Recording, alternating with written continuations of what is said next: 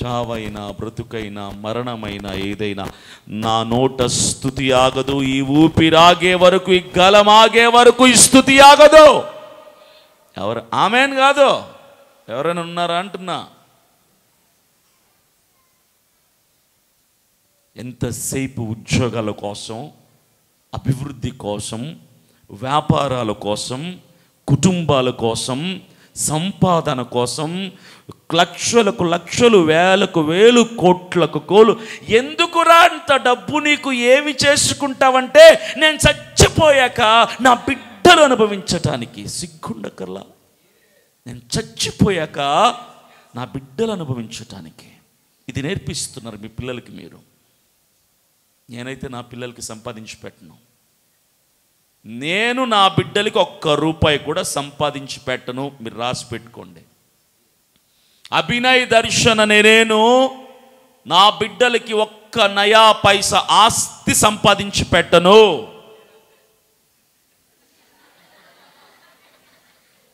సంపాదించి పెట్టను. కారణం ఏంటో తెలుసా? నా బిడ్డలకు ఆస్తి సంపాదించే పనిలో పడితే నా దేవుణ్ణి స్తుతించటంలో వెనకబడిపోతాను. నేను నా దేవుణ్ణి స్తుతించటం నాకు ముఖ్యం, కానీ నా బిడ్డలకు ఆస్తి సంపాదించడం నాకు ముఖ్యం కాదు. నేను సంపాదిస్తే ఆస్తి, నేను చచ్చిపోయాక నా పేరు చెప్పుకొని బతికేస్తారు నా బిడ్డలు. కానీ బ్రతికిన కాలమంతా కూడా నేను స్తుతించి, నా బిడ్డలకు కూడా స్తుతించడం నేర్పించి, నేను చచ్చిపోతే నా దేవుని రాజ్యంలో ఉంటాను. నా తర్వాత నా బిడ్డలు కూడా నా మార్గంలో వచ్చి అదే రాజ్యంలో నాతో పాటు కూడా ఉంటారు. అది నేర్పించండి బిడ్డలకి. ఆస్తులు కాదు సార్. బిడ్డల్ని సోమరులుగా తయారు చేయకూడదు, పనికి రాని వెధవలుగా మార్చకూడదు. స్తుతించటం నేర్పించండి, స్తుతులు చెల్లించటం నేర్పించండి.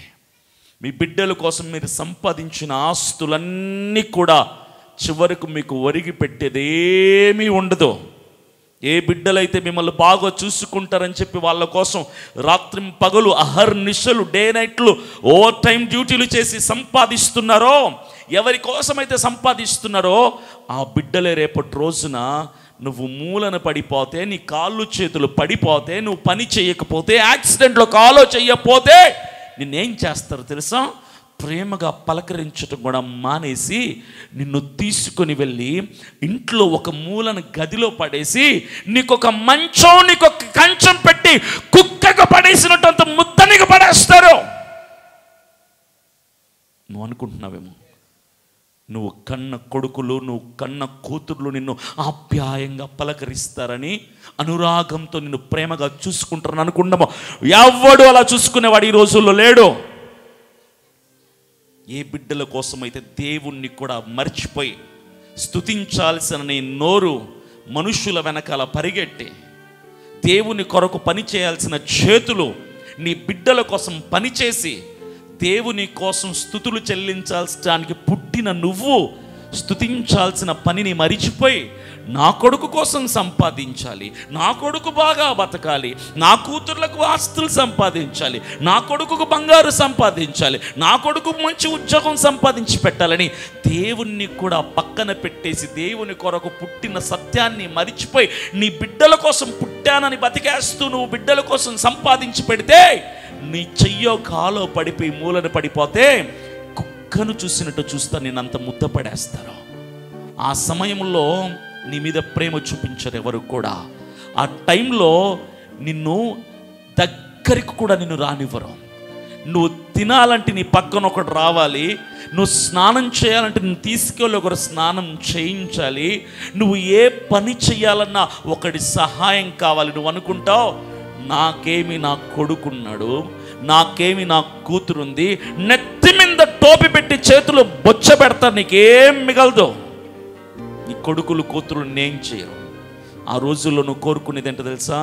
ప్రభువా, వీళ్ళ కోసం అయ్యా నేను బ్రతికాను, వీళ్ళ కోసమా ప్రభువా నేను రాత్రింబల కష్టపడి సంపాదించాను, ఈ పనికి మాలిన వాళ్ళ కోసమా ప్రభువా నిన్ను కూడా లెక్క చేయకుండా నిన్ను స్తుతించాల్సిన నేను ఆ పనిని విడిచిపెట్టి నా బిడ్డల కోసం కష్టపడి సంపాదిస్తే ఆ బిడ్డలే ఈరోజు నన్ను కుక్క కంటే హీనంగా పక్కన పడేసి పనికిరాని వస్తువుగా నన్ను పక్కన పడేస్తే ఈరోజు నాకు అర్థమవుతుంది ప్రభువా, ఈరోజు నేను నీ కోసం బ్రతుకుతానంటే చీపా అంటాడు దేవుడు. నిన్ను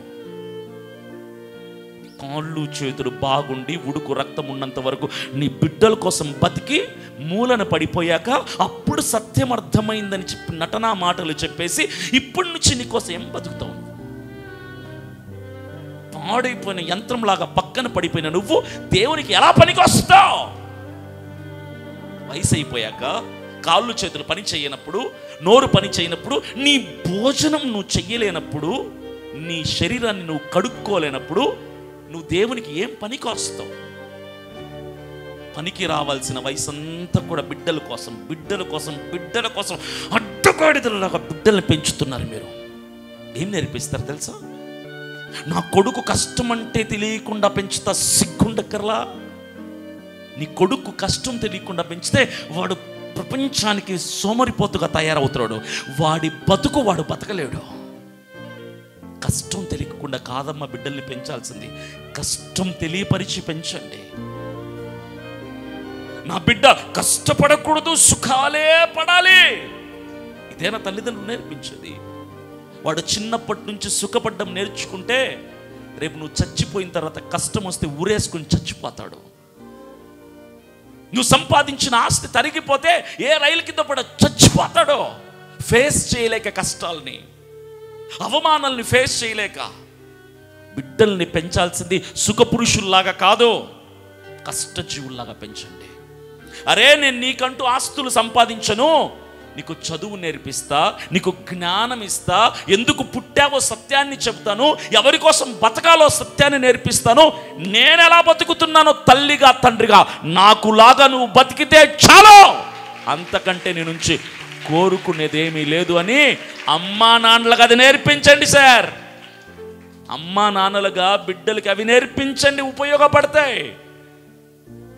నా కొడుకు అని నెత్తిన పెట్టుకుంటే చివరికి వాడు నీకేమీ చేయడన్న సత్యం అర్థమైన రోజున దేవుడు కూడా నిన్ను చీకొట్టేస్తాడు. చెప్తున్నా, నువ్వు పుట్టింది బిడ్డల కోసం కాదు, నువ్వు పుట్టింది దేవుని కోసం. దేవుడు నిన్ను పుట్టించింది నీ బిడ్డలను ఉద్ధరించడానికి కాదు.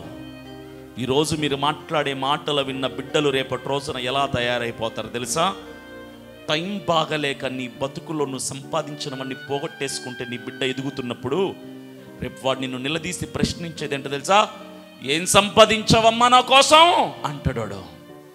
ఏం ఇల్లు సంపాదించావు నా కోసం, ఏం ఆస్తి సంపాదించావు నా కోసం కనీసం ఒక 10 లక్షలను దాచావా అని సిగ్గు ఎక్కువ లేకుండా బిడ్డలు తల్లిదండ్రుల్ని ప్రశ్నిస్తే ఆ ప్రశ్నకు సమాధానం చెప్పలేని స్థితిలో మిగిలిపోతాను. నేను ప్రతి కొడుకులకి, ప్రతి కుమార్తెలకు చెప్తున్నాను, ప్రతి యవనస్తులకు చెప్తున్నాను, నిన్ను కన్న తల్లిదండ్రులను ఎప్పుడు కూడా నువ్వు ఈ ప్రశ్న అడగకూడదు. ఏ ప్రశ్న తెలుసా? నా కోసం ఏం సంపాదించారు, ఏం ఆస్తి సంపాదించావు, ఎంత డబ్బు దాచిపెట్టావు, ఎంత బంగారు దాచిపెట్టావు. సిగ్గుండే బిడ్డలు ఎవరు కూడా అమ్మా నాన్నలు ఆ ప్రశ్నలు అడగకూడదు. నీకోసం తిండి పెట్టారు, నిన్ను చదివించారు, నీకు మంచి బట్ట కట్టడం నేర్పించారు, బ్రతుకు విధానం నేర్పించారు, సంస్కారం నేర్పించారు. దేశంలో నిన్ను ఒక ప్రయోజకుడిగా తయారు చేస్తే బ్రతకడం చేతగాక అసమర్థుడిగా మిగిలిపోయి చివరికి అమ్మా నాన్నలకు సహాయపడి వాళ్లకు చేదోడుగా వాదోడుగా నిలబడాల్సిన నువ్వు అది కూడా చేయకుండా నోరు మూసుకొని ఉండటం చేతకాక తిరుగు ప్రశ్నిస్తున్నావు అమ్మా నాన్నని. ఏం సంపాదించారు నా కోసం? సిగ్గులేని వాళ్ళే అమ్మా నాన్నలు ఇలాంటి ప్రశ్నలు వేసి వాళ్ళని కన్నీళ్లు పెట్టిస్తారు. ఏ బిడ్డలు కూడా అమ్మా నాన్నల్ని ప్రశ్నలు అడగకూడదు. ఏ తల్లిదండ్రులు కూడా బిడ్డల్ని నాకు నువ్వే గొప్పరా, నాకు నీకంటే గొప్పవాడు ఎవళ్ళాడంటే నీ బిడ్డను కూడా లేపేస్తాడు దేవుడు. చెప్తున్నా నేను, నా దేవుడికి బాధేస్తుంది. ఎందుకు తెలుసా? దేవుడు కోరుకునేది ఒకటే, నీకు నాకంటే ఎవరు ఎక్కువ ఉండకూడదు ఈ లోకంలో. నాకంటే ఎక్కువ ఎవరిని ప్రేమించకూడదు ఈ లోకంలో. నేను నిన్ను పుట్టించాను, నీలో ఉన్న ఊపిరి నాది, నీ రూపం నాది, నీ రక్తం నాది, నీ శరీరం నాది. నువ్వంటూ ఉన్నావంటే అది నా ద్వారా ఉన్నావు. నువ్వు బతికితే నా కోసం బతుకో అంటాడు దేవుడు. ఈరోజు అనేకులు దేవుడికి ఇవ్వాల్సిన స్థానాన్ని బిడ్డలకి, భార్యలకి, ప్రియురాళ్ళకి, ప్రియుడికి, అక్రమ సంబంధం పెట్టుకున్న ఉంపుడు గత్తెలకి ఇస్తున్నారు. దేవుడికి ఇవ్వాల్సిన ప్రథమ స్థానాన్ని నిష్ప్రయోజనమైన పాత్రలుగా మిగిలిపోతున్నారు మనుషులందరూ కూడా. అర్థం లేని వ్యర్థమైన పాత్రలుగా. దేవుడు నిన్ను ఒక కారణ జన్ముడిగా చేశాడు సార్. ఒక ప్రయోజనమైన పరిశుద్ధమైన పాత్రగా నిన్ను తయారు చేసి లోకంలో పెట్టాడు. భూమి నీ కోసం, ప్రకృతి నీ కోసం, సముద్రాలు నీ కోసం, జలచరులు నీ కోసం, ప్రపంచంలో నీ కంటికి కనిపిస్తున్న సర్వం నీ కోసం చేసిన దేవుడు ఒకటే అంటున్నాడు, అరే అన్ని నువ్వు అనుభవించడానికి చేశాను, కానీ చేసుకున్నాను. అన్ని నీ కోసమే, ఒక్క నిన్నే నా కోసం చేసుకున్నాను.